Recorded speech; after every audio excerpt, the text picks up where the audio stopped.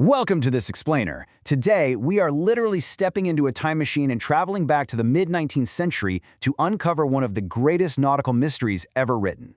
We're going to explore the thrilling first chapter of Jules Verne's classic masterpiece, 20,000 Leagues Under the Sea. Whether you're reading this for the first time or just reviewing your studies, I promise you, by the time we finish today, you're going to understand exactly what makes this story so incredibly captivating. Here's our roadmap for today. We'll kick things off with the sea monster mystery, meet the hunting crew, and trace their voyage across the Pacific. Then, the creature strikes, we uncover the submarine reveal, and finally, we'll wrap up with some important chapter questions. Okay, let's dive into this. Section 1. The Sea Monster Mystery. A terrifying beast haunts the oceans. So, picture this. It's the mid-1800s, and a massive, terrifying mystery is completely taking over the world's oceans. Sailors are coming back to port with these totally wild, unbelievable stories. To really get why they were panicking, we need to look at a few key English words, which you'll also see translated into Arabic here on screen. First, they called this thing a beast, a highly dangerous animal. And it wasn't just bumping into ships, it was smashing them. To smash means to break something with just terrible, terrible force. Because of this crazy power, people describe the creature as marvelous. Like absolutely amazing to see. But simultaneously, it was terrifying, causing immense fear. These words are absolutely crucial for understanding the whole mood of the world right now. All right, let's test your memory really quick. Based on what we just went over, what two specific words did the world's newspapers use to describe this mystery monster? Think about that wild contrast between amazement and fear. Yep, you guessed it. They described it as both marvelous and terrifying. If you got that right, awesome job. Now, you can probably imagine how those two opposite words sparked this massive public debate.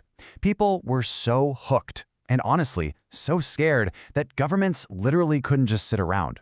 They had to launch a grand voyage to either capture or kill this thing. Section 2. Meet the hunting crew, the team assembled to capture the beast. Now, what's really interesting about this slide is the team they put together. I mean, you can't hunt a world-famous monster without a world-class crew, right? First up, we've got Professor Pierre Aronnax. He's a brilliant French marine scientist, basically the brains of the whole operation. Next is Conseil, his fiercely loyal servant, and rounding out the trio is Ned Land, a seriously skilled Canadian harpooner.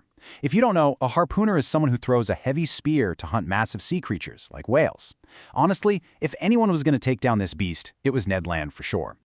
Let's do a quick pulse check to make sure we're keeping track of our main characters. The professor definitely didn't go on this crazy trip alone.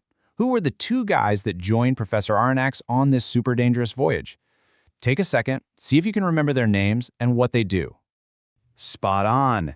He was joined by his loyal servant Conseil and the expert Canadian harpooner Ned Land.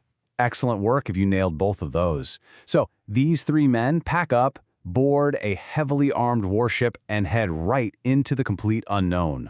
Section 3. Voyage across the Pacific. The frustrating hunt begins. Let's move to the timeline and see how this builds, because the Great Hunt is officially on. They pull up the anchors and sail out into the massive, endless Pacific Ocean. At month 1, spirits are high. Everyone is super enthusiastic. But skip to month 3, and they are searching desperately with zero success. Nothing. By month 5, the whole vibe completely changes. The sailors grow impatient and literally start doubting the beast even exists. But then, just as they're losing all hope at month 6, a long, mysterious, glowing shape finally appears in the dark waves. Okay, before we get to the crazy action, let's look at the psychology of this crew. Why exactly did some of those sailors start to doubt the monster's existence? Think back to the logic of that timeline we just walked through. Exactly. It's simply because they searched for months without any success. To put that into perspective, the Pacific Ocean is unimaginably huge. Staring at empty water day after day, week after week, that naturally led to massive frustration. They honestly thought they were just chasing a ghost. Section 4. The creature strikes. The desperate battle at sea. Well, the boredom of the last 6 months vanishes in an absolute flash. Step 1, the crew desperately chases this glowing shape through the water. Step 2, it is all-out war. They are firing explosive cannons, and Ned Land is hurling his heavy harpoons. But then comes Step 3, And this is the terrifying twist. The monster doesn't run away. It turns right around, and with its incredibly hard body, it rams the warship. The collision is just devastating. Section 5. The Submarine Reveal. A shocking discovery. And this brilliantly illustrates the massive twist of the whole chapter. The impact from that collision is so violent that Professor Aronnax, Conseil, and Ned Land are literally thrown overboard into the freezing dark sea. As they swim over to the creature just trying to survive, they make a mind-blowing discovery. Everyone bought into the myth, a huge sea monster, a terrifying biological beast that somehow swam faster than whales. But when they actually touch it, they realize the reality. It's not an animal at all. It has a hard, steel-like body. It's actually a man-made submarine of special design. This brings us to a really crucial vocabulary word. They discovered a submarine. A submarine is a man-made machine of special design that travels beneath the water. I mean, just imagine their utter shock. They just spent 6 exhausting months hunting a wild animal, only to stumble upon this highly advanced piece of human engineering that the rest of the world knew absolutely nothing about. Section 6. Important chapter questions. Reviewing the key facts. So, our heroes are now literally stranded on top of a mysterious submarine in the middle of the ocean. What a cliffhanger, right?